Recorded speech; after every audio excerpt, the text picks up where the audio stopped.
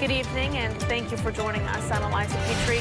Tragedy in Chatham. A family still searching for answers. It's been almost 5 months since a vehicle crashed into the side of the YNOT outdoors building, and the families are no closer to finding answers. The crash happened April 28th. Police say Marianne Akers left the road, went through a field, and hit the building. 4 children died that day. 8-year-olds Alma Berner Kempe and Ainsley Johnson, 18-year-old Riley Britton, and 7-year-old Catherine Corley. A 5th child, 8-year-old Bradley Lund, died a month later. 5 other children were injured. And tonight, Riley's family is begging officials for answers about the status of the investigation. Our Stacey Skryzak sat down with Riley's parents. She joins us live from the YNOT building in Chatham. Stacey. In the days and weeks following the tragedy, there was a makeshift memorial at the site of the YNOT building. There were teddy bears and flowers that were left for the victims, and since then there have been trees planted for each of the children who died. Now, the oldest of the children, that's Riley Britton, 18-year-old. She was a counselor at the after-school program. She was just weeks away from high school graduation, ready to head off to the University of Iowa with dreams of becoming a teacher. I sat down with Riley's parents, who say they are still waiting for the final results of the investigation. While life has returned back to normal for so many people, for the victims and their families, life will never be the same. I'm a school teacher in the community. I'm still watching the effects that this has had on the children. I had students that watched my daughter die, saw with their own eyes. I work with students that still have trauma from that day, that are still scared. Now, the Brittons say the lack of communication from investigators is making it hard to get closure. They say not enough is being done to bring justice to all of the victims. Now, coming up tonight at 9, Christine and Zach Britton share memories of their beloved daughter Riley and the legacy that she left behind here in the Chatham community, plus our efforts to get the status on the driver in the investigation, as well as the push to find out when the results of that investigation will be released. For now, reporting live in Chatham, I'm Stacey Skryzak. Back to you, Eliza. Thank you, Stacey. Authorities briefly handcuffed Marianne Akers at the scene, but she has not been charged. She was taken to the hospital after the crash for observation. According to ISP, preliminary toxicology reports determined she was not under the influence of alcohol or drugs at the time of the crash. According to Akers' lawyer, the 44-year-old suffered a seizure at the time of the crash. In the days and weeks following the crash, there was an outpouring of support for the victims, a makeshift memorial and trees planted in honor of the victims. But now, months later, the parents of Riley Britton say they are still waiting for answers about why this crash happened in the first place.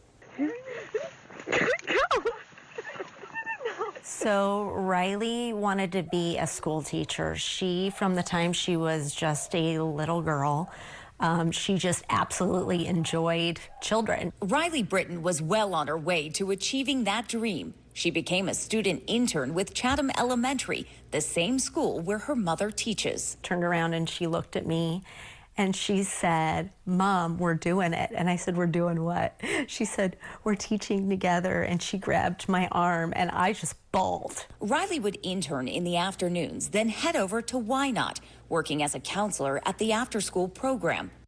She'd come home after work just energized and tell us all these fun little stories about what the kids did and the funny things they'd say. On April 28th, like every other school day, Christine said goodbye as Riley left on her way to YNOT. And she bebopped down the hallway and she waved at me like she always did, but I had no idea that that was going to be the last time I saw her. I had no idea. And I wish that if I had known that, I would have hugged her and told her how much I loved her.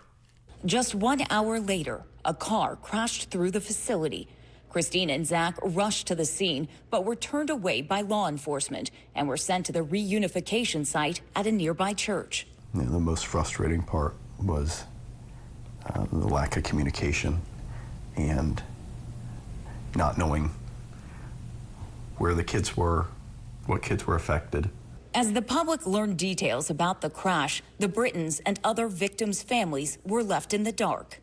And they did a press conference at 5 o'clock for all of the community to let them know that there were deaths and how old they were, and I had still not even been told that my daughter was gone.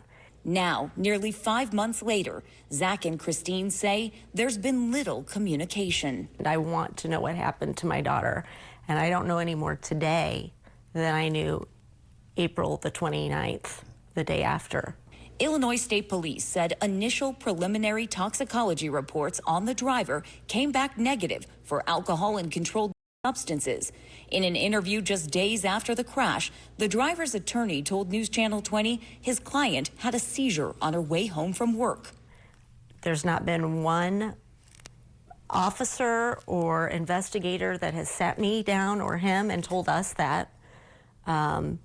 So the community has in their mind that it was a medical emergency and it's over, and that has not been what we have been told. As the investigation continues, Zach and Christine are left waiting for answers, holding on to the memories of their daughter and the legacy she leaves behind. Stories that people share about their experiences with Riley and how she affected them, and the role that she played in their lives. They're so important and so comforting. When the Britons contacted me, they were very concerned about the driver, Marianne Akers, possibly getting her driver's license back. They reached out to the Secretary of State's office and learned that Akers' driver's license is currently canceled. However, if it was a medical condition that led to the crash, she could get her license back in as few as 6 months. Now, that would be the end of October. I did reach out to Akers' attorney to ask for an update on her driver's license. He said he has no further comment at this time. Thank you for watching. Make sure you subscribe to our YouTube channel and be sure to watch more videos from Fox Illinois.